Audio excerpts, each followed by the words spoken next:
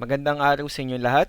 Ito ang Philippine Politics and Governance, isang subject under the Humanities and Social Sciences strand sa senior high school. Para sa unang lesson sa subject na ito, pag-uusapan natin ang meaning of politics, government, and governance. Its main objective is to explain the concept, relationship, and importance of politics, governance, and of the government. So let us try to think of words or phrases when we hear the word politics. So ano-ano yung mga salita o mga grupo ng mga salita na naiisip ninyo pag nabasa o narinig ninyo ang salitang politika or politics. Pwede nyo i-pause ang video na ito and think of at least 6 words or phrases that you think are related with the word politics.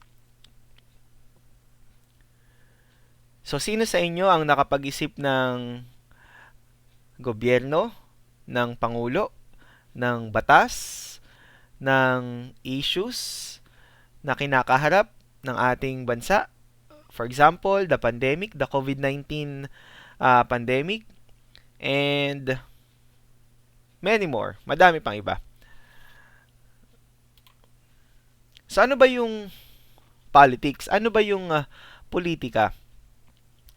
So politics came from the Greek word politika or affairs of the cities, at yung cities naman sa Greek ay tinatawag na polis. So meron daw politika when there are set of activities that are associated with decision making in groups. Yung politics sa konteksto ng paggagawa or pagde-decide sa isang desisyon, politics daw yun.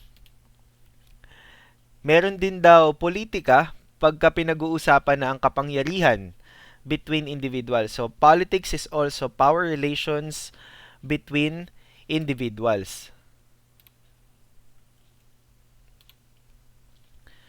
Politika din daw na maituturing pagka ang mga resources ng isang community or ng isang bansa at large ay or the distribution, I mean, of the resources ay pinag-uusapan or binibigyan ng desisyon. What else? So, politics is the exercise of power, the science of government, the making of collective decisions, the allocation of scarce resources, and the practice of management and leadership. Let us start with exercise of power. In the context of the Philippine politics, we can see that we have leaders. Ang mga leaders na ito, most of them are elected. And sino ang nag-elect sa kanila? The citizens. So, in order for them to practice the authority that we have given them, papasok ang field ng politics. So, when it comes with management of the government, or the science of the government, politics din daw yun. Nung nabanggit sa previous slides that politics is about decision making, yes, it is about making of collective decisions. So when we say collective decisions, lalong-lalo na sa ating bansa na tayo ay democracy, at may demokrasya, makikita natin ang mga desisyon na ginagawa ng pamahalaan at ang mga ahensya sa ilalim ng pamahalaan ay bunga ng collective na decisions ng iba't ibang sektor or iba't ibang personalidad na namumuno sa atin. Ang bansa din natin ay mayaman sa mga resources, although we are really challenged right now because of the pandemic at nagkakaroon ng kakulangan ng supply sa iba't ibang resources. That's why the government, through politics, they are trying to, manage the resources that we have right now. And of course, the practice of management and leadership. Kasi kung ang mga namumuno sa atin ay mahusay mag-manage at may leadership, makikita natin na ang bansa or ang community ay pasulong at hindi patras. So in politics, dinidiscuss yung who gets what, when, and how. So ano ibig sabihin ng who gets what, when, and how? So sino daw ang nakakakuha ng ano? Kung ano man yun, pwedeng resources, pwedeng service. Kailan at paano? Dahil tayo ay citizens, tayo ay entitled sa iba't ibang serbisyo publiko, then we can say that we are receiving those kinds of services. On a matter of when and how, it really depends, maybe, one, sa pangangailangan natin, at pangalawa, sa availability ng resources kung kailan ibibigay ang certain services na ito. Best example natin dyan is the vaccine for the COVID-19. 'Di ba sa panahon ngayon, ang ating gobyerno ay naghihintay ng delivery or purchase ng vaccine, and hindi lahat sa unang dala ng vaccine sa ating bansa ay matuturukan. So meron tayong mga priority na siyang bibigyan muna ng vaccine, at hindi lahat ng 100 million plus na Filipinos ang makakatanggap agad-agad ng vaccine na ito. So, isang malaking tanong para sa atin, ang politika ba ay mabuti or masama? Is it good or bad? So, ihahang ko kayo dun, and let's continue talking about politics. So, ano-ano yung characteristics ng politics? Ito yung sinabi ni Shively noong 2013. So, number one, politics always involves the making of collective decision for group of people. So, kasama daw ang lahat, or kung hindi man lahat, certain group of people are involved in policy making or decision making. Number two, these decisions are made by some members of the group exercising power over other members of the group. Maybe in some cases, kailangan mawin ng isang grupo ang isa pang grupo or manalo over the other para yung decision niya ang mangibabaw over the decision of the other group. So, politics din daw yun. Now, let's talk about the values of politics. Number one, politics helps you to know your rights. Kayo ba, mga nanunood, mga mag-aaral, alam nyo ba ang karapatan ninyo? If yes, congratulations. If not, maybe it's time for you to know your rights. And for us to be given our rights, for you to be able to know your rights, politics plays a very important and vital role in that. Number two, politics clarifies what you yourself believe. As an educator, I have seen a lot of youth that are misled. Maybe of the misinformation given by the social media, or maybe the media in some cases. And for you to be able to discern or mas malaman ng mas malalim yung mga pinaniniwalaan mo, politics has also have something to do with that. Number three, politics is a living, breathing subject. So many will eventually go out or aalis sa earth, but the science of government and politics is here to stay. Number four, politics helps you to understand our nation's parties. Ano ba itong nation's parties na ito? Our country, the Philippines, we have many groups sa ating bansa na nagkakaroon ng kanya-kanyang political ideologies or paniniwala in terms of politics. And the subject will lead you into at least learning some of them para mas maging aware tayo sa nangyayari sa ating bansa at sa ating community. Politics prepares you for adult life. So, paano daw nape-prepare ng politics ang mga kabataan into adult life? So, one, ano bang meron pagka-adult ng isang tao? Ano bang ginagawa ng isang adult?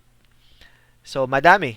Nagtatrabaho, nakikisama sa community, nagiging bahagi ng mas malawak na sektor sa lipunan. At pag nasa labas ka na ng paaralan, you will see a lot of things that are driven by politics. Hindi nawawala ang politika kahit saan ka lumingon. Sa simpleng pagdedesisyon sa mga bagay-bagay, sa simpleng um, pagtingin sa mga bagay na nasa community, sa transportation, sa services, laging mayroong politics. So, this subject, this science of government, this idea, this term, politics, will lead learners and the youth into a better understanding of what lies ahead of you. So, tignan natin kung politika ba itong mga ito. So, the first picture, so ano nakikita natin dyan? We have the image of our president. And third, there's the Philippines Skyway Stage 3. So, sa tingin ninyo, ito ba ay politics? So, sa first picture, pwede nating ma-interpret ito bilang poverty, kahirapan sa ating bansa. The third picture, pwede naman natin ma-interpret ito bilang progress sa ating bansa. So, ang pananatili ng kahirapan at ang progress sa ating bansa, ito ba ay politika? So, babalik ako sa tanong ko kanina, is politics good or bad? So, marahil habang nanonood kayo ng video na ito, may mga nakakaisip na, yes, politics is good. Kasi kung walang politika, wala tayong mga serbisyo. Pwede ninyong maisip na, pangit ng politika dahil ang ibang leader sa ating bansa ay corrupt. Or ang mga services ng ating bansa ay hindi quality or nagfe-fail. Nonetheless, politics will, sabi ko nga kanina, politics will stay as the science of government. It is a way to decide into policies or services that might be offered sa ating mga citizens and a lot more. So, in the question of being good or being bad, maybe both. Parehong mayroong mabuti at masamang na ibubunga ang politika. Pero as a science of the government, maybe it's more of a beneficial because without politics, we wouldn't be experiencing a lot of services and we wouldn't be realizing kung ano yung mga karapatan natin bilang tao. So, pwede nyong sagutin ito on your own. I will leave you to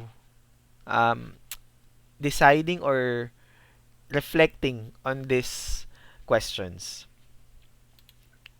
Now, let's talk about governance.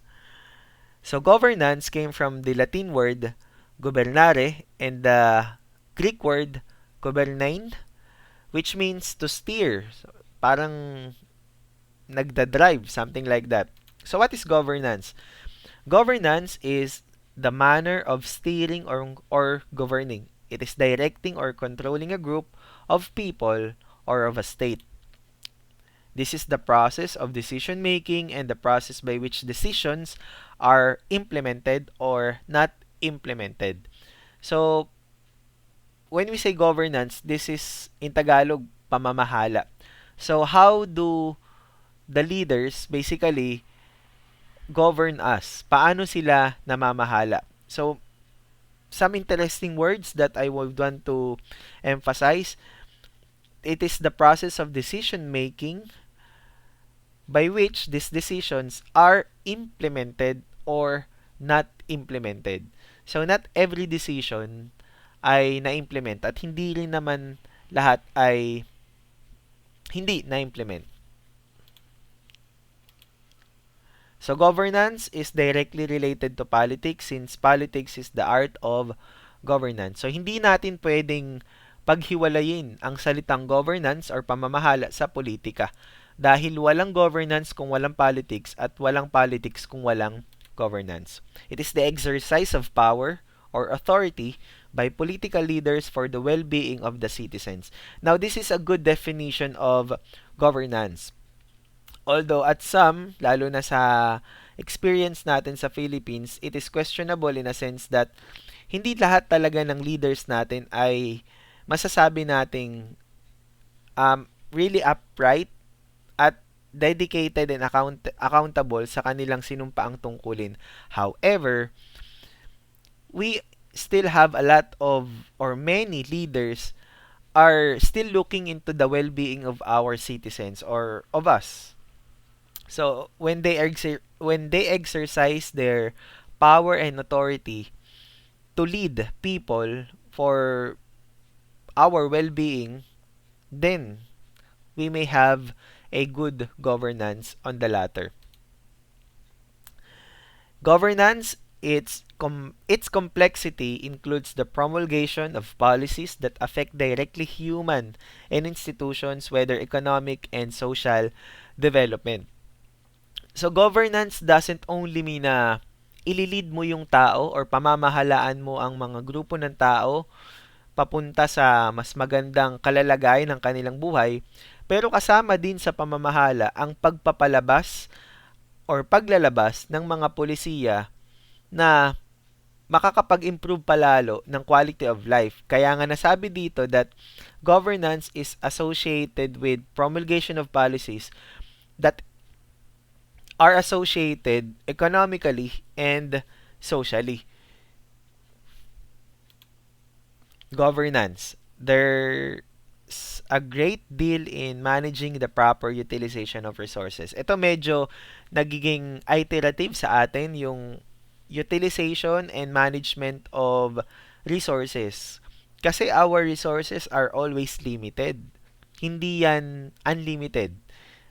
Kaya kailangan pamahalaan ng maayos ang mga resources ng ating bansa. So what are the characteristics of good governance? So number one, participation. Pag ang lahat daw ng miyembro ng community or citizens partake in governmental process, then we can say that there is good governance. Halimbawa, sa isang bayan or sa isang community, if the leaders are involving the community people or the people in the community, pwede nating sabihin na nagiging effective sila in governing people because they involve them. And sometimes, leaders really need to understand that para sila maramdaman ng tao, kailangan din nilang maramdaman ng tao. Nagigets nyo yun? So, pag ang isang tao, nalalaman nila na meron silang role sa community, merong sense of ownership. At pag may sense of ownership in the community, kabahagi sila noon. Whether positive ang maging result or negative, kabilang sila. And kanino magmumula yung pagpaparamdam na sila ay kabahagi sa leaders kung sila ay merong good governance. Number 2, characteristic din ng good governance ang rule of law. So there's impartiality of the legal framework and full protection of human rights and dignities. There is good governance if the leaders leading or governing people are thinking at the law as not above anybody else at hindi rin naman below someone else. So, pag mayroong impartiality, pag sinabi nating impartiality, fair, walang kinikilingan ang batas, at ito ay pinapakita ng mga naggo-govern sa atin, then there is good governance. When there's transparency, the information is freely accessible. And that is an indication also of a good governance. Why?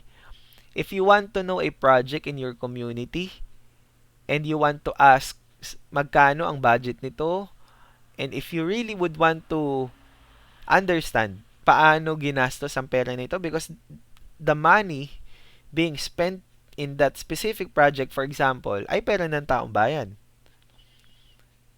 So, hindi ito pera ng mga namumuno sa atin. Ito ay pera ng bawat isa dahil ito ay tax na ating binayaran. At kung ang isang namumuno or mga namumuno ay transparent kung paano nila ginastos ang pera, or kung hindi man pera, sa serbisyo o sa iba pang bagay na binibigay nila or itinalaga sa kanila, then we can say that there is good governance because they are transparent.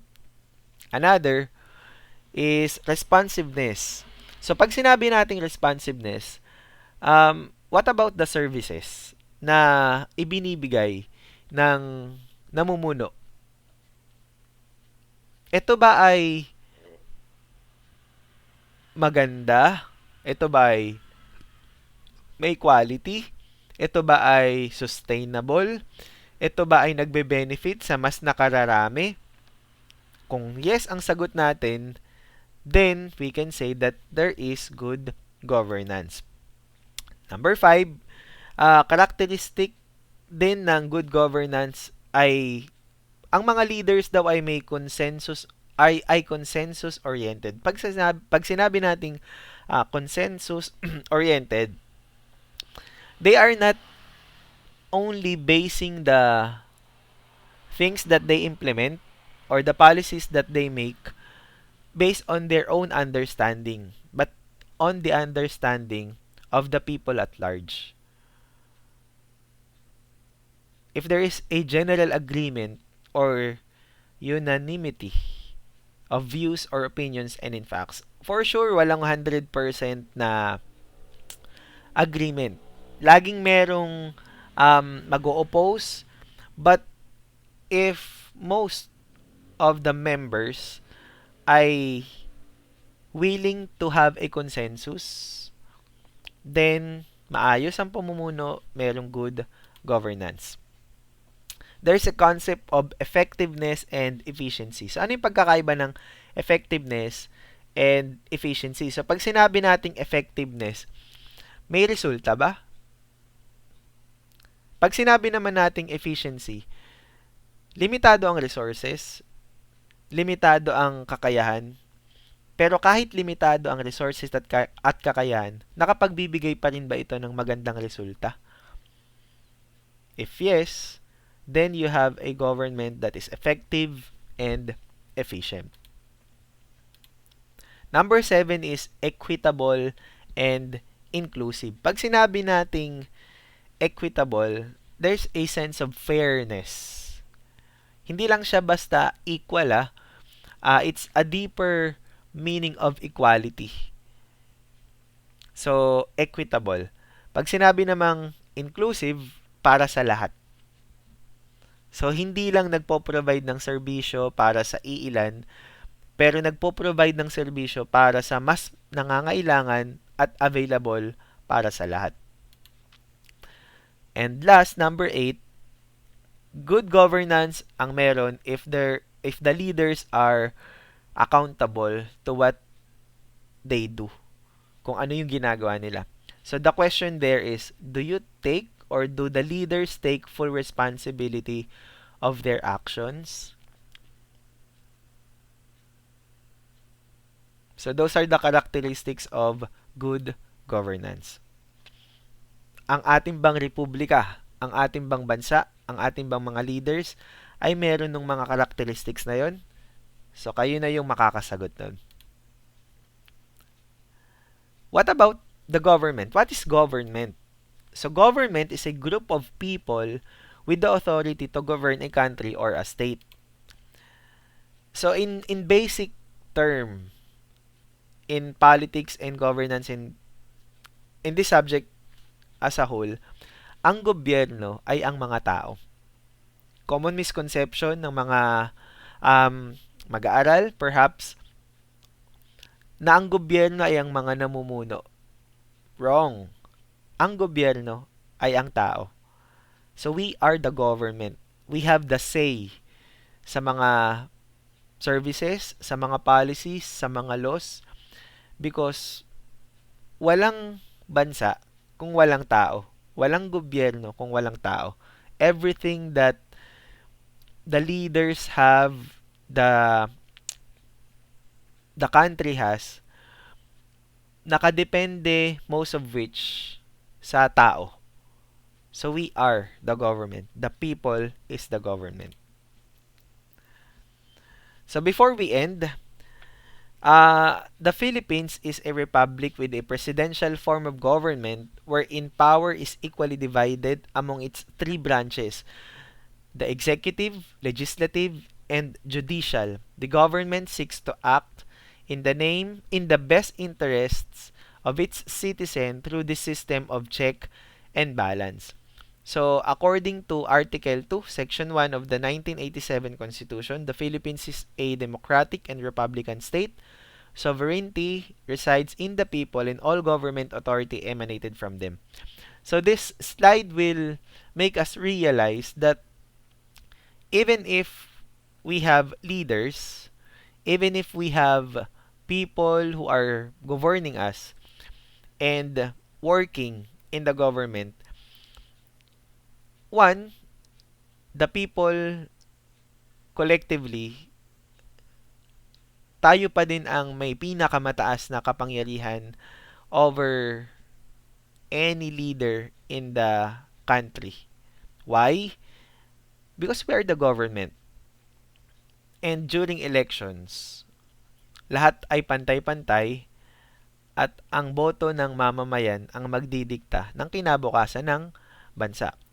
In addition, nadagdag din sa information, although we will be having a deeper discussion on this, yung three branches of the government, the executive, legislative, and judicial. Itong branches of the government na ito, ang nagsisilbing pillar or haligi para ang ating bansa ay tumakbo ng naaayon sa batas at ang naaayon sa kapakanan ng mas nakararami.